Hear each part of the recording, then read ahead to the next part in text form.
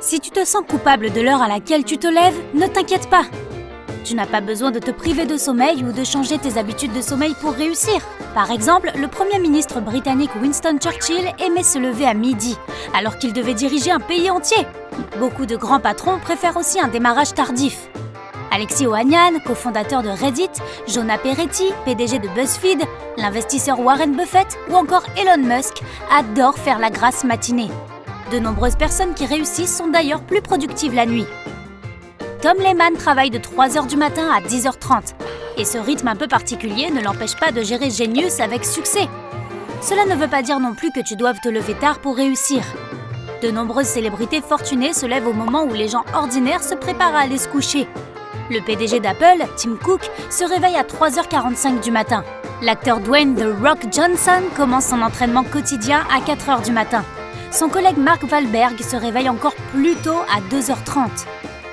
Oprah Winfrey, Michelle Obama, l'écrivain Dan Brown, le PDG de Starbucks, Howard Schultz et de nombreuses personnalités se mettent au travail bien avant le lever du soleil. Le petit matin a rendu ces personnes riches et célèbres. Ils se réveillent plus tôt que les autres, ce qui signifie qu'ils ont déjà quelques longueurs d'avance.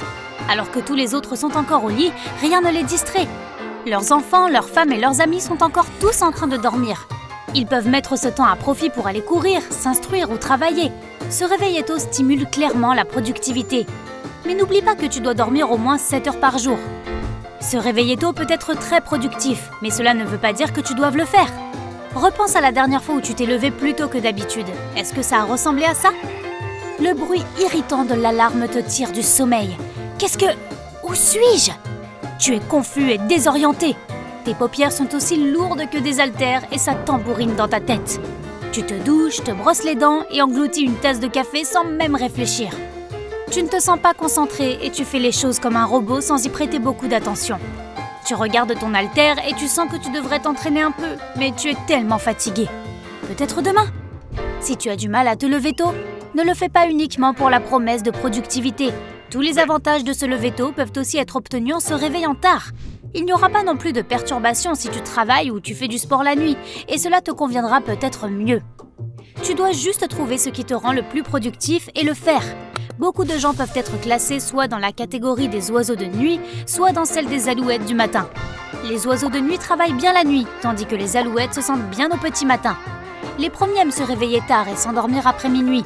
Certains préfèrent même travailler toute la nuit, se couchant juste avant l'aube ou même après. Ces personnes sont généralement plus efficaces après 14 heures. Comme l'oiseau dont elles portent le nom, les alouettes du matin ont tendance à se coucher vers 22 heures et à se réveiller entre 4 heures et 6 heures du matin. Elles se sentent bien le matin et travaillent mieux juste après le réveil. Il existe aussi un troisième type de personnes, moins répandu cependant. Ces personnes n'entrent pas vraiment dans l'une ou l'autre catégorie et sont appelées des pigeons. Elles se sentent aussi bien le matin que le soir. Le moment de ton efficacité dépend de tes caractéristiques physiologiques. La génétique, l'humeur et même l'âge jouent un rôle important. Plus une personne est jeune, plus elle a de chances d'être un oiseau de nuit. Plus une personne est âgée, plus elle a de chances d'être une alouette du matin. 1 à 3% des gens peuvent se coucher à 23 heures et se réveiller à 5 heures du matin. Ce n'est pas parce qu'ils sont plus travailleurs ou plus dévoués, ils ont juste eu la chance de naître en ayant besoin de moins de sommeil. Une mutation du gène DEC2 signifie que leur corps peut fonctionner correctement avec un sommeil relativement court. Notre sommeil est perturbé lorsque nous avons des niveaux anormaux de l'hormone orexine. Or, cette mutation aide à maintenir cela sous contrôle. Aucune motivation ni aucun conseil de coach ne te permettront de réussir et de devenir riche si ton biorhythme est perturbé. Tu dois trouver l'horaire qui te convient le mieux et t'assurer que tu te reposes le mieux possible. Il est essentiel de développer une routine de sommeil cohérente et de te lever à la même heure tous les jours. Le corps humain fonctionne sur une horloge biologique de 24 heures. Nous avons donc besoin d'un rythme stable pour fonctionner. Notre cerveau utilise la lumière pour synchroniser cette horloge. Lorsque nos yeux voient qu'il y a de la lumière à l'extérieur, chaque cellule de notre corps y réagit. À 9 heures du matin, ta production de testostérone est à son niveau le plus élevé. À 10 heures, la tension est à son maximum. À 14h30, tu as la meilleure coordination. Et à 15h30, tu as les meilleures réactions. À minuit, le corps se calme. Et à 2 heures du matin, la phase la plus profonde du sommeil commence. Ton rythme de vie peut varier. Lorsque l'on voyage dans un autre fuseau horaire, il est fréquent que notre horloge biologique soit désynchronisée. La journée et la nuit ont des durées différentes et le soleil se lève et se couche à des heures différentes. Cet état bien connu s'appelle le décalage horaire. Lorsque tu forces ton corps à être éveillé ou endormi à une heure inhabituelle, tu perturbes le travail de ton horloge biologique. Cela peut provoquer de l'insomnie, de la somnolence, de mauvaises performances ou même un état dépressif. C'est pourquoi il est essentiel de se coucher et de se réveiller à la même heure, même le week-end. En faisant cela, tu t'assures d'être toujours bien reposé et d'être actif aux moments les plus utiles. Si tu es débordé le matin, alors utilise ces astuces pour une journée productive. Ne règle jamais ton réveil sur répétition. Les cycles de sommeil durent 45 minutes, donc lorsque tu te rendors pendant 10 minutes de plus, tu te sens encore plus léthargique quand tu finis par te lever. Oublie les appareils électroniques avant de te coucher. Oui, tu as déjà entendu ça des milliers de fois, mais c'est très important.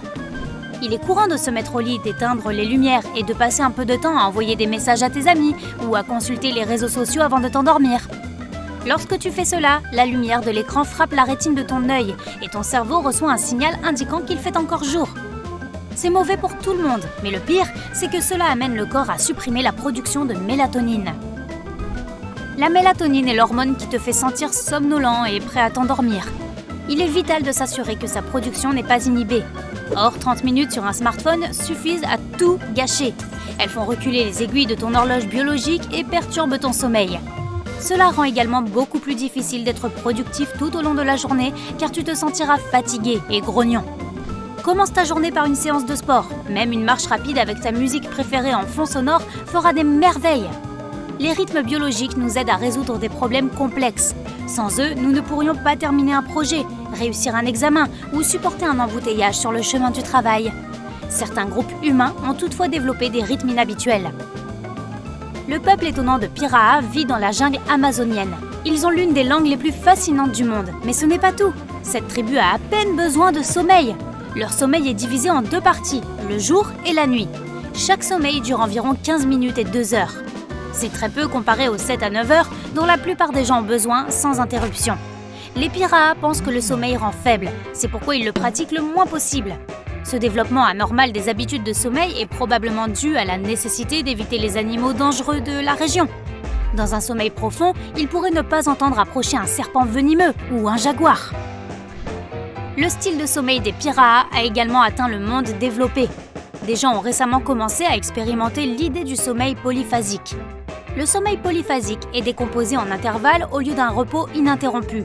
Par exemple, une personne suivant un cycle de sommeil polyphasique peut dormir pendant 2 heures, puis travailler pendant 4 heures, puis dormir pendant 2 heures, et ainsi de suite. Dans certaines situations, ce style de sommeil est très utile.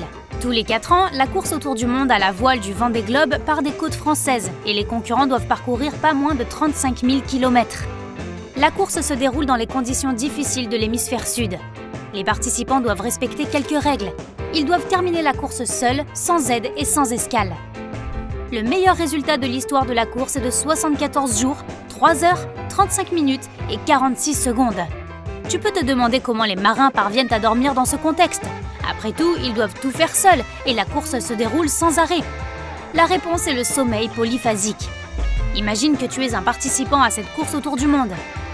D'énormes vagues océaniques chahutent ton voilier comme une coquille de noix. Un coup de vent puissant déchire tes voiles. L'eau froide te fouette le visage. Toi, tes vêtements, ton bateau, tout sent le sel et les algues. Quand l'océan se calme un instant, tu sautes dans la cabine, tu t'allonges sur ta banquette et tu t'endors instantanément. Bien sûr, tu n'as pas le choix. Qui sait quand tu seras de nouveau obligé de faire fonctionner le bateau? Après 20 minutes, tu te réveilles à nouveau et tu continues la course. Tu t'endormiras à nouveau dans 1 heure, si tu as de la chance. Les concurrents sont obligés de faire cela, sinon la course serait impossible. Dans certains pays, ce rythme est appelé le sommeil du loup. Lorsque les loups dorment, ils entendent tout ce qui les entoure et se réveillent instantanément s'ils doivent se défendre. Les scientifiques ont remarqué que les animaux plus grands ont tendance à dormir moins. Les girafes dorment entre 1 et 5 heures par jour. Bizarrement, ce court sommeil est encore plus perturbé. Elles se reposent souvent par petits intervalles de plusieurs minutes. Les éléphants ne dorment que 2 heures par jour.